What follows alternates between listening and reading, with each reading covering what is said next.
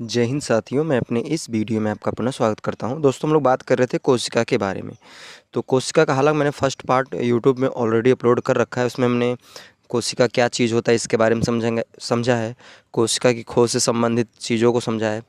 साथ ही साथ कोशिका कितने प्रकार यानी जीवों के आधार पर कोशिका कितने प्रकार की कोशिका के आधार पर जीव कितने प्रकार के होते हैं इसके बारे में हमने पढ़ा है। साथ ही साथ कोशिका का वर्गीकरण हमने पढ़ा, कोशिका किन आकारों में पाई जाती है। इन सारी चीज़ों को हमने कोशिका के फर्स्ट पार्ट में पढ़ा है। तो उम्मीद करूँगा वो चीज़ आपने वहाँ पे पढ़ा होगा। तो अगर बात करें कोशिका है क्या, तो कोशिका क्या है? प्रत्येक जीव की जीवन की मौलिक इकाई है। अर्थात कहने का मतलब प्रत्येक जीव का जो निर्माण होता है वो दरअसल कोशिकाओं से ही होता है। कोशिका के अध्ययन को हम लोग कहते हैं साइटोलॉजी। कोशिका के जनक की बात करें तो रॉबर्ट हुक को कहा जाता है, क्योंकि इन्होंने ही पहली बार कोशिका की खोज की। अगर आपसे पूछा जाए मृत कोशिका की खोज किसने की, तो रॉबर्ट हुक ने। और जीवित कोशिका की खोज किसने की थी, तो ये लीवेनहॉक ने की थी। तो ये फर्स्ट वीडियो में ये सारी बातें डिस्कस हुई है। अब हम लोग बात करेंगे सेकेंड पार्ट, यानी आज हम लोग बात करने वाले हैं कोशिका के अंदर जो भाग होते हैं उनके बारे में। जैसे कोशिका में बेसिकली 3 भाग होते हैं, एक होता है बाह्य आवरण, एक होता है जीव द्रव्य और एक होता है कोशिकांग। तो आज इस सेकंड वाले पार्ट में हम लोग जैसे बाह्य आवरण के बारे में समझेंगे, जीव द्रव्य क्या है, और कुछ हम कोशिकांगों के बारे में आज समझने वाले हैं। तो चलिए ये शुरू करते हैं। तो अगर हम बात करेंगे बाह्य आवरण, तो बाह्य आवरण का मतलब क्या है? जैसे आप इमेज में देख पा रहे हैं, यहाँ पे हमने कोशिका का चित्र बनाया, ठीक है। तो कोशिका के आगे जो ये बाउंड्री है, यानी जो लेयर ये बनी हुई है, यही आपका दरअसल बाह्य आवरण होता है। और आपको बता दूं, कोशिका में बेसिकली 2 बाह्य आवरण होता है। एक का नाम होता है कोशिका झिल्ली या कोशिका प्लाज्मा, या कोशिका, देखिए, कोशिका कला, कोशिका झिल्ली या प्लाज्मा झिल्ली, इतने नामों से जाना जाता है। और एक और पादप कोशिकाओं में क्या होता है, एक यानी कोशिका झिल्ली के बाहर एक लेयर और होती है, ठीक है, जो इसको हम लोग कोशिका भित्ति कहते हैं। अभी आगे उसको हम देखेंगे। तो बाह्य आवरण का मतलब होता है कि जो कोशिका के बाहर, यानी उसको जो चारों तरफ से कोशिका को घेर के रखता है, वही आपका कोशिका का बाह्य आवरण होता है। तो इसमें बाह्य आवरण में सबसे पहला नंबर आता है कोशिका झिल्ली, जिसको सेल मेम्ब्रेन के नाम से जानते हैं। तो चलिए आइए शुरू करते हैं। अगर कोशिका झिल्ली के बारे में बात करें तो सभी कोशिकाओं में जीव द्रव्य, यानी इसके अंदर कुछ मटेरियल होते हैं जिसको जीव द्रव्य कहते हैं। तो सभी कोशिकाओं में जीव द्रव्य के चारों ओर एक पतली झिल्ली पाई जाती है, जिसको कोशिका कला या कोशिका झिल्ली कहते हैं। साथ ही साथ इसको प्लाज्मा झिल्ली के नाम से भी जानते हैं। और ये जो झिल्ली होती है यह अत्यंत पतली होती, लचीली होती है और अर्धपारगम्य झिल्ली होती है। अर्थात कहने का अर्थ ये है कि ये चयनात्मक पारगम्यता गुण को दर्शाती। मतलब ये है कि ये जो झिल्ली होती है इसका काम ये होता है कि जो भी आवश्यक चीज़ें जिनको लगता है कि कोशिकाओं में इनका काम है, तो उन्हीं को जाने देगा। और जिनको कोशिकाओं से बाहर आने मतलब लगता है कि हाँ इनको बाहर आना चाहिए, तो ये उन्हीं को आने देगा। अर्थात कहने का मतलब सेलेक्टेड लोगों को ही अंदर बाहर करने का ये काम करता है। अगर बात करें कि जो ये कोशिका झिल्ली होती है इसका निर्माण बेसिकली प्रोटीन, वसा, कार्बोहाइड्रेट इत्यादि वगैरह से होता है। अगर बात करें इसमें प्रोटीन की तो 60 से 80% तक होता है, और वसा की बात करें तो 20 से 40% तक होता है। और बात करें कार्बोहाइड्रेट, तो इसमें लगभग 5% तक कार्बोहाइड्रेट आपका उपस्थित होता है। अब बात करेंगे कोशिका झिल्ली के कार्य, यानी जो कोशिका झिल्ली होती है, बाहर का जो आवरण होता है, इसका मेनली काम क्या होता है? तो यह कोशिका के आकार को क्या करता है? निश्चित करता है। यानी अगर बात करें कोशिका का जो आकार डिसाइड होता है कि कोशिका किस आकार में है, तो वो इसी कोशिका झिल्ली के कारण ही डिसाइड होता है। अगला नंबर होता है कि कोशिकांगों का ये सुरक्षा प्रदान करता है। कोशिकांगों का मतलब ये है कि कोशिका के अंदर कुछ अंग पाए जाते हैं, यानी कुछ भाग पाए जाते हैं, जिन्हें हम लोग कोशिकांग कहते हैं। तो इनको क्या करता है? ये सुरक्षा प्रदान करने का काम करता है।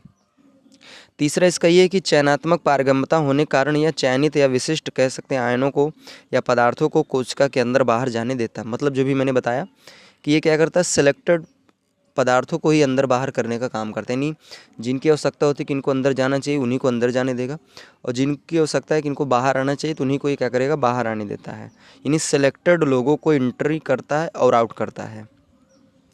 अब बात करते हैं कोशिका भित्ति के बारे में। देखिए, कोशिका भित्ति को सेल वॉल्व कहते हैं। दरअसल कोशिका जो झिल्ली होती है इसी के बाहर एक आवरण बना होता है, ठीक है। बाहर एक और लेयर बनी होती है, आउटर लेयर, जिसे हम लोग कोशिका भित्ति कहते हैं, ठीक है। तो कोशिका भित्ति दरअसल ये जो कोशिका झिल्ली होती है इसके बाहर का एक आवरण होता है।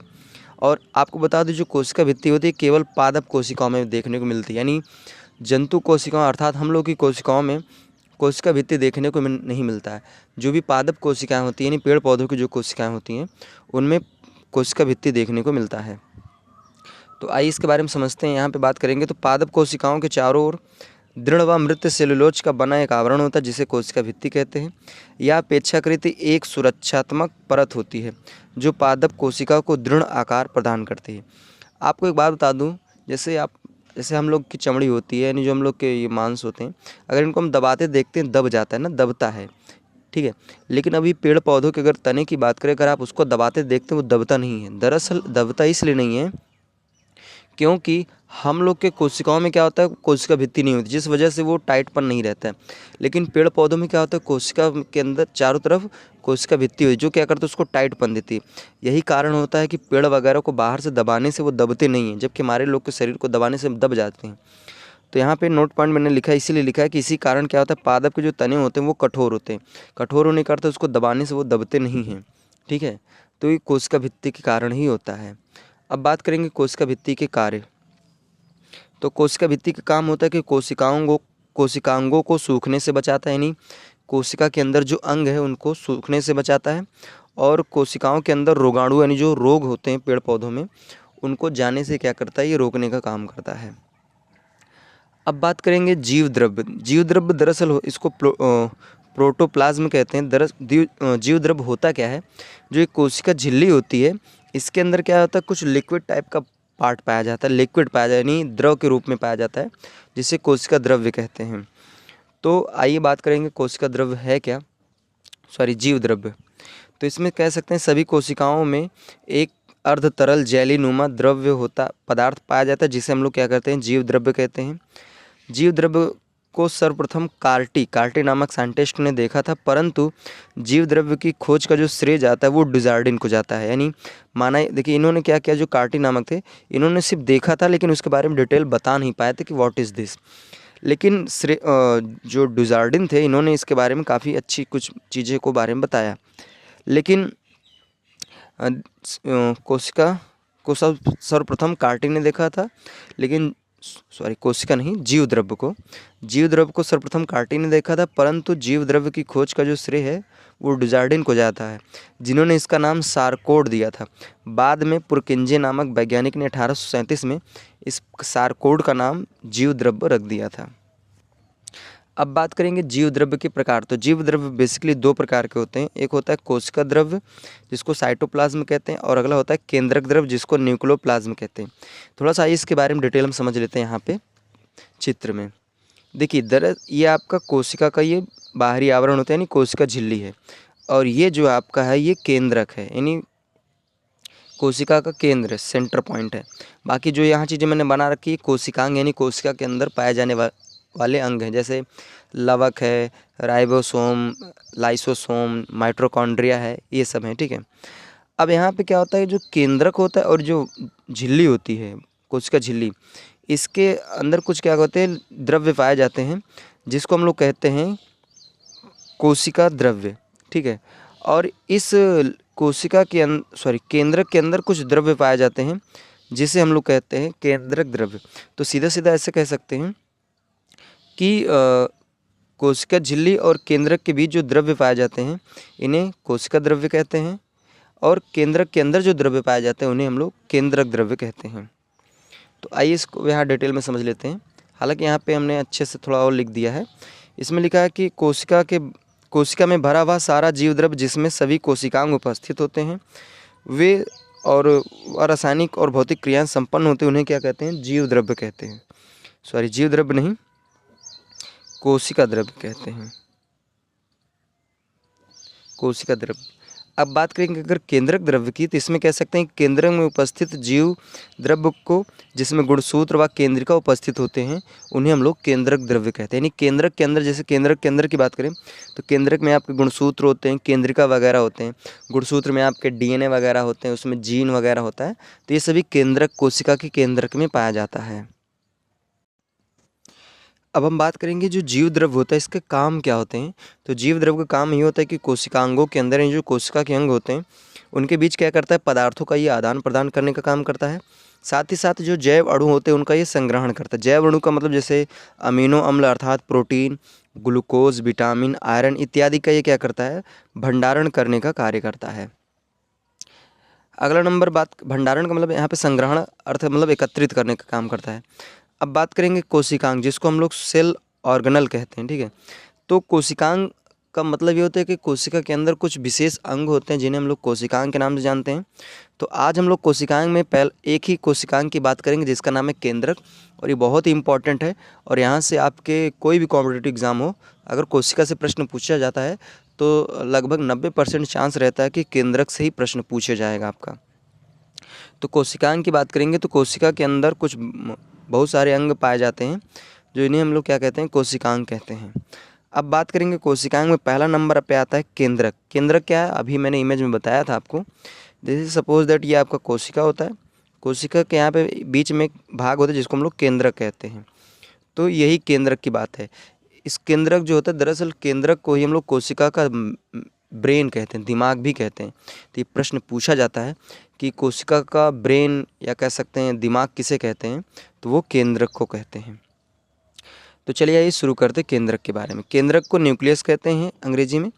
यह कोशिका का सर्वाधिक महत्वपूर्ण भाग है। सन 1831 में रॉबर्ट ब्राउन ने इसकी खोज की थी। ध्यान देना है, रॉबर्ट हुक ने सबसे पहले मृत कोशिका की खोज की थी 1865 में, और 1665 में।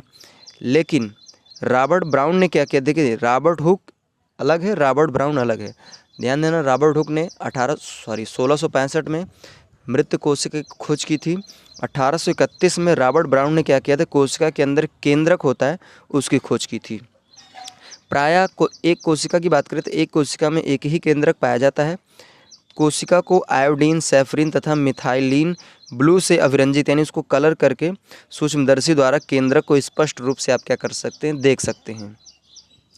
अगर बात करें कि और इम्पॉर्टेंट चीज़ों पर, तो यह कोशिका के सभी जैविक क्रिया यानी कोशिका के अंदर जो भी क्रियाएं होती हैं उनका ये क्या करता है, नियंत्रण करता है, मैनेजमेंट करता है। इसीलिए इसको हम लोग कोशिका का नियंत्रण कक्ष या इसको हम लोग कोशिका का दिमाग कहते हैं।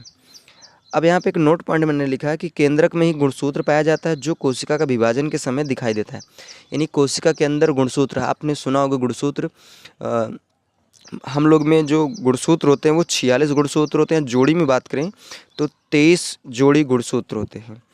तो ये दरअसल जो गुणसूत्र होते हैं ये कोशिका के केंद्रक में ही पाए जाते हैं। तो केंद्रक में ही गुणसूत्र पाया जाता है जो कोशिका विभाजन के समय दिखाई देता है।